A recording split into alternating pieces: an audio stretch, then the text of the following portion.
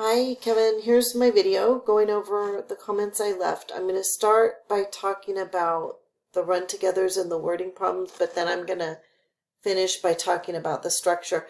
Basically, you've got good material. So I wanted to start out by saying you've got good material. You've got good quote sandwiches. You pick good quotes. You make good points.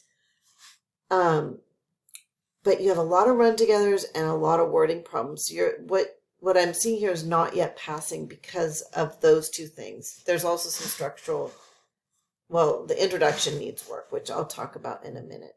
So I do mark the run-togethers and the wording problems on the first page, but when I get to the middle of the second page, I stop marking both of them.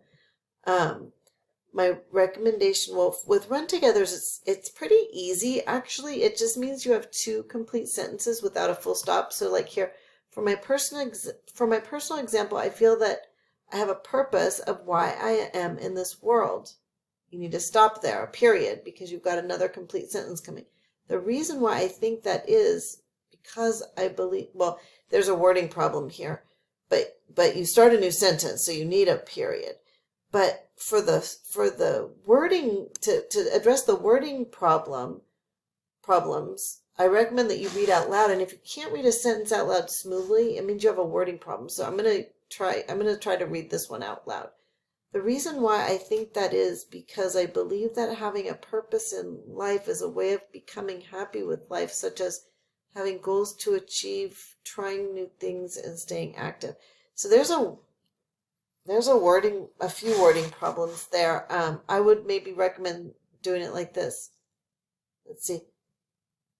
The reason why, no, I think what you're saying, the reason why I think that, are you saying, I believe my purpose in life is having goals to achieve, trying new things, and staying active. I think that's it. I believe my purpose in life is having goals to achieve, trying new things, and staying active. Like, all of the rest of that sentence is kind of, I don't know, confusing and unnecessary. And I crossed out some other places I thought were confusing.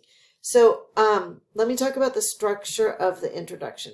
Your introduction should start with a happiness definition, which yours does. It should then go on to present background information, in this case, a summary of your source, which is the Dalai Lama article, and it should end with a thesis. So like here, let me just use David. This is from a previous semester, but David's introduction to show you. So his hook is not as good as your hook. It's just a question. It's not a great hook, but anyway, that's his hook. But right after the hook, then he summarizes the article, or the TED Talk in this case, the TED Talk. And then he works up to his thesis, which is here. I do not believe in his suggestion that gratefulness is an easy emotion to develop. I do believe gratefulness can be learned, but not everyone will benefit from it in the same way. So the assignment was to agree and or disagree with the articles in the source, and that's what he does. All right, that's his thesis. So I'm going to go back. You don't have a summary of the Dalai Lama article, so you need to get that in there. And I don't see a thesis, a statement of agreement or disagreement. But I'm going to show you a way to get a thesis. You do have topic sentences, so like each of your paragraphs begins with a pretty clear point. To be happy, you have to have a clear mind. And that's what you go on and write. And so that's your topic sentence in that paragraph. And you have those topic sentences in every paragraph. Some people who are living in a good life are unhappy. That's a topic sentence. And then your third one. Most of the time we have to think having a positive attitude will gain happiness. All right, so what did I copied and pasted your three topic sentences into a Word document.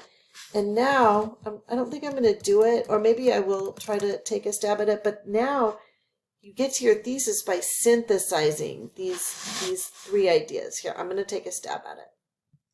All right, so this is what I came up with. I tried to sort of synthesize or put together or make sense of your three ideas put them into a logical relationship to each other. And this is what I came up with. I agree with the Dalai Lama that some people who seem to have everything still aren't happy because, in fact, the keys to happiness are having a clear mind and thinking positively.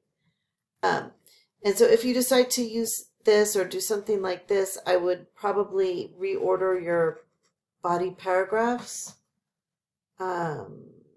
and put this one first. This one first, because that is the first thought in this